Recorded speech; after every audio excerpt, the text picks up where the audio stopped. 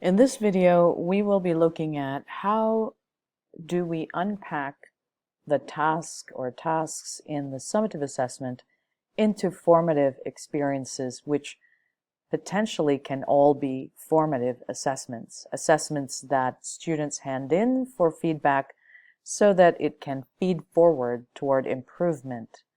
And so in the last video, we looked at how the facets of understanding are represented by the description in the summative task, or just the description of the summative task. And so when we plan the formative assessments, we are thinking about how each of these thinking or cognitive behaviors are being applied by the students in the activities or experiences that are planned throughout the unit toward the summative assessment. And so here is stage 3. And so this unit planner breaks up the experiences into weekly lessons, roughly. And so to prepare for task 1, so just a reminder that task 1 is in blue here, creating a travel writing piece demonstrating stylistic choices with relevant details crafted to develop ideas.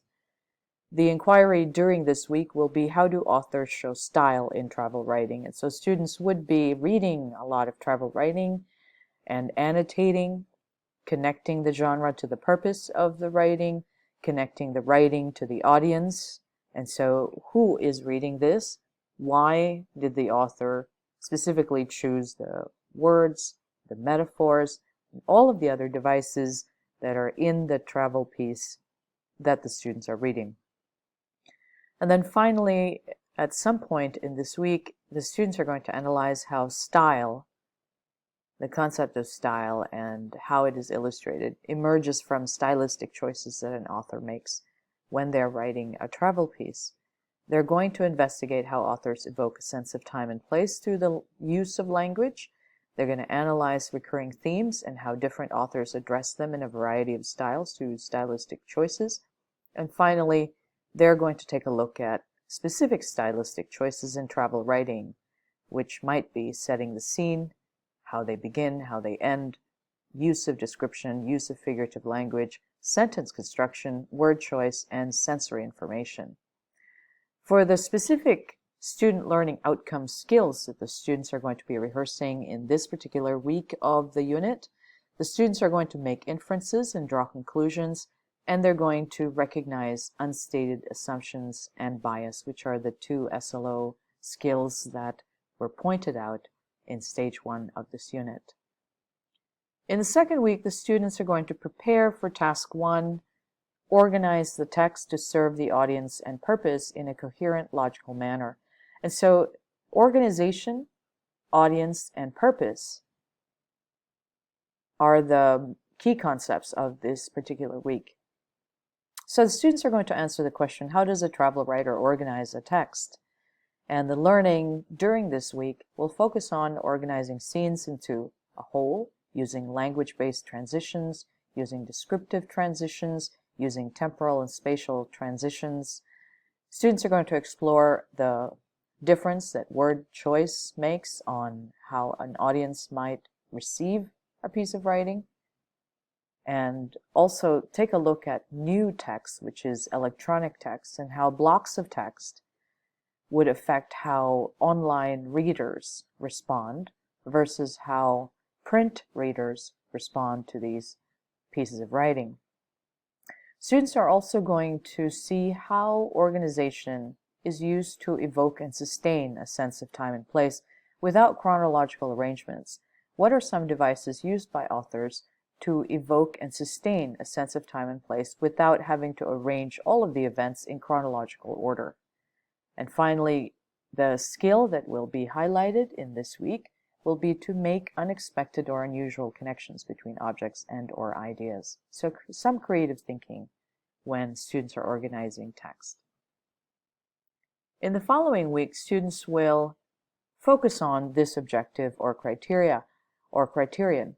use varied vocabulary, appropriate register and style to serve the context and the intention, and of course to look at correctness. And so at this point, students have written perhaps 2 drafts of their personal essay, and they are going to focus on editing the piece in this particular week. And so the learning engagements would focus on choosing the words and register for an audience, being able to justify why we would use a particular word and why use a particular register for an audience that we are writing for, choosing ways to allow the audience to make connections to their own lives. And so this is where the empathy would come in. And then the crafting lessons, so the lessons that are about the writer's craft. So the use of punctuation, the length of sentences, sentence structures, rhetorical devices, and finally a host of editing activities, peer editing, self-editing, and conferences with the teacher. Finally, in the 4th week of this unit, students will focus on the rationale. And so they will need to explain and justify their own choices as authors. And they have to answer this question for themselves: why am I making the stylistic choices that I made in my personal travel essay? So the learning engagements in this week focuses on annotating a variety of travel writing for stylistic choices made by the author, so reviewing those devices, making connections between text and context, analyzing how the author's identities are reflected in their personal travel essays, analyzing how a travel essay shows the relationship the author formed with the place and time of travel, and so that empathy, the gaining new perspectives, and also interpretation in the facets of understanding are represented in this week. Finally, the students will examine themes in travel literature that emerge by reading pieces from different time periods and cultures, and briefly compare electronic travel writing to print travel writing in case some of them are interested in actually submitting their travel piece to a publication for publication. So the creative thinking that is represented in this week is to make unexpected or unusual connections between objects and or ideas. And we can see that by writing the rationale, the students in the lessons for this particular week would be applying author's devices. They would be interpreting how to sustain a sense of time and space. They would also be explaining how authors' identities are reflected in their personal travel essays, and they would think about and reflect on their own selves by thinking about why did they choose the stylistic choices that they made to write their personal travel essay. So as a summary, the Facets of Understanding is actually about planning the learning after creating the summative task. And so when we move from stage 2, which is centered around the summative task, into stage 3, which is planning the learning, we are actually using the Facets of Understanding to break down the summative task into suitable chunks of learning activities or engagements that students will use to think, and how they think helps them to understand the concepts and the content and the skills in the unit.